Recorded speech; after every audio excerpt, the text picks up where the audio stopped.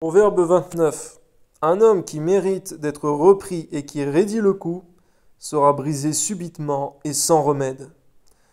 C'est vrai, Seigneur, qu'on a l'habitude, pour nous occidentaux, Seigneur, d'avoir la direction, Seigneur mon Dieu, une direction qui n'est pas royale, je dirais, Seigneur, qui est, Seigneur, sur la base de la démocratie. Demos kratos, Seigneur, selon le grec qui veut dire le peuple souverain. Mais c'est vrai que c'est contraire à ta parole, Seigneur. Dans ta parole, on voit que Dieu est souverain. La souveraineté, c'est la royauté, Seigneur. Et nous ne sommes pas, Seigneur mon Dieu, souverains. Dans ta parole, Seigneur, nous sommes des serviteurs, et c'est vrai. Et tu es notre roi. Aide-nous à te servir avec empressement, et lorsque nous méritons d'être repris, garde-nous de raidir le coup, comme malheureusement les Israélites dans le désert, qui périrent en grand nombre, qui n'ont pas atteint le repos que tu avais pour eux. Non pas le 7e jour, mais le repos de Canaan.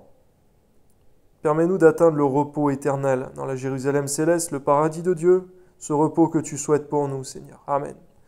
Quand les justes se multiplient, le peuple est dans la joie. Quand le méchant domine, le peuple gémit. Un homme qui aime la sagesse réjouit son père, mais celui qui fréquente des prostituées dissipe son bien.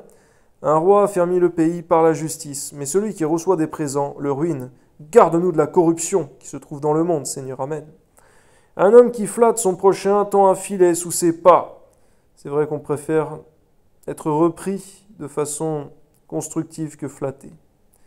Amen. Il y a un piège dans le péché de l'homme méchant. Mais le juste triomphe et se réjouit.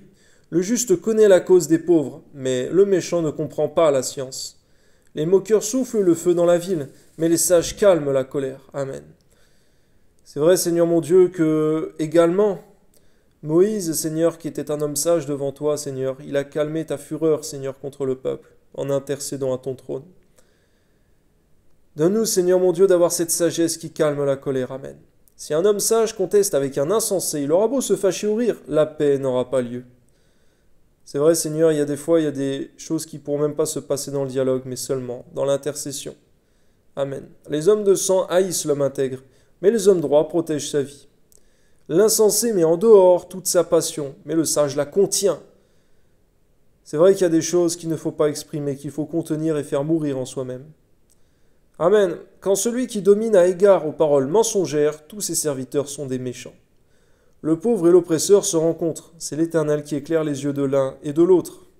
Un roi qui juge fidèlement les pauvres aura son trône affermi pour toujours. On voit que la cause des pauvres te tient tellement à cœur, Seigneur. Permets, Seigneur, qu'elle nous tienne aussi à cœur, Seigneur, que toi. Amen. La verge et la correction donnent la sagesse, mais l'enfant livré à lui-même fait honte à sa mère. C'est vrai, Seigneur, quelque part, on a tous été pauvres en quelque chose, un jour dans sa vie. Que ce soit matériellement, que ce soit spirituellement, que ce soit en quoi que ce soit. Garde-nous donc, Seigneur, d'être indifférents aux pauvres. Amen. Quand les méchants se multiplient, le péché s'accroît, mais les justes contempleront leur chute. Seigneur, c'est vrai, un jour nos yeux le verront, Seigneur, la chute des riches de ce monde, des princes de ce monde, Seigneur, des personnes qui n'ont pas marché dans l'évangile éternel de Jésus-Christ. Amen. Châtie ton fils et il te donnera du repos, il procurera des délices à ton âme. Quand il n'y a pas de révélation, le peuple est sans frein. Heureux s'il observe la loi. Ce n'est pas par des paroles qu'on châtie un esclave, quand même il comprend, il n'obéit pas. Si tu vois un homme irréfléchi dans ses voies, il y a plus à espérer d'un insensé que de lui. Le serviteur qu'on traite mollement dès l'enfance finit par se croire un fils. Un homme colère excite des querelles et un furieux commet beaucoup de péchés. Garde-nous, Seigneur mon Dieu, d'être un homme furieux, Seigneur mon Dieu, quelqu'un qui vit dans la colère de l'homme, qui n'accomplit pas la justice de Dieu. Que si nous devons nous mettre en colère, que ce soit la sainte colère, mais pas la colère charnelle, la colère de l'homme.